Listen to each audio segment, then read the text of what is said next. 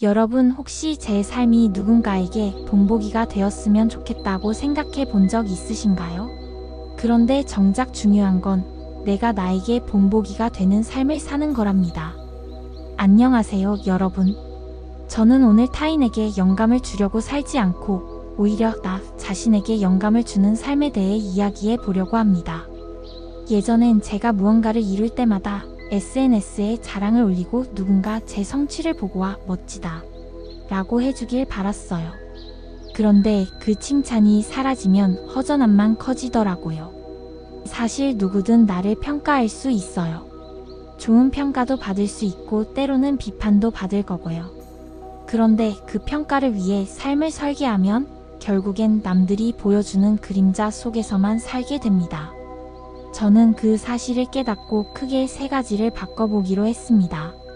첫째, 내 동기 다시 물어보기.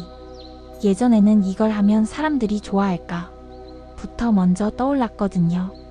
그래서 저는 매번 무언가를 시작하기 전에 이렇게 물어봅니다. 내가 이 일을 통해 가장 먼저 얻고 싶은 건 무엇일까? 이 질문 하나만으로도 제 행동이 타인의 시선이 아니라 제 내면의 목소리에 맞춰지기 시작했어요. 예를 들어 저는 블로그 글을 쓸 때 읽는 분들의 반응보다 제 마음속 질문이 주제가 내게 왜 중요한가에 집중했습니다. 덕분에 글 쓰는 과정이 더 즐거워졌고 결과적으로 더 진솔한 콘텐츠가 나왔죠. 둘째, 매일 아침 나에게 보내는 편지 써보기. 저는 하루를 시작하며 노트에 오늘 나는 어떤 모습으로 나를 놀라게 해줄까? 라고 적어요.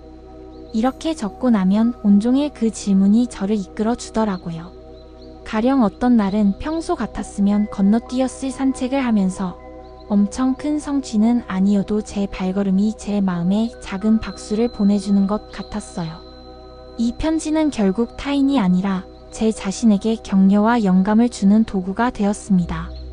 셋째, 내 하루의 하이라이트 공유하기. 저는 가끔 지인들에게 오늘 나에게 있었던 가장 특별한 순간이 뭐였는지를 메시지로 보내요. 예를 들어 지하철에서 몰입하며 읽은 짧은 시 한 줄이 저를 울컥하게 했을 때, 혹은 커피 한 모금에 떠오른 문장 하나가 제 하루를 바꿨을 때 말이죠. 이런 소소한 기록을 공유하면 누군가 그거 정말 좋다라고 반응해 주실 때도 있지만 설령 반응이 없더라도 저는 충분히 만족합니다. 제 일상 자체가 이미 제게 주는 선물이니까요. 이렇게 3가지를 통해 저는 더 이상 남들이 나를 어떻게 볼까에 매달리지 않게 되었습니다. 대신 내 안의 목소리가 오늘 나에게 무엇을 요청하는가에 귀를 기울이게 되었고, 그 과정이 바로 제가 스스로에게 영감을 주는 순간이 되었어요. 여러분도 한번 시도해 보세요. 내일 아침 간단히 3줄만 적어보세요. 오늘 나 자신에게 하고 싶은 질문은? 내 안에서 피어난 작은 영감은 무엇인가? 그 순간을 어떻게 기록할 것인가? 이렇게 매일 스스로에게 응원과 영감을 보내다 보면 어느새 타인의 시선보다 내 마음이 더 선명해집니다. 다음 시간에는 남들이 날 좋아하도록 나 자신을 바꾸지 않고 솔직한 나로 남는 용기에 대해 이야기 나눠보겠습니다. 저는 여러분이 주체적으로 자신의 이야기를 써나가는 모습이 정말 멋지다고 믿습니다.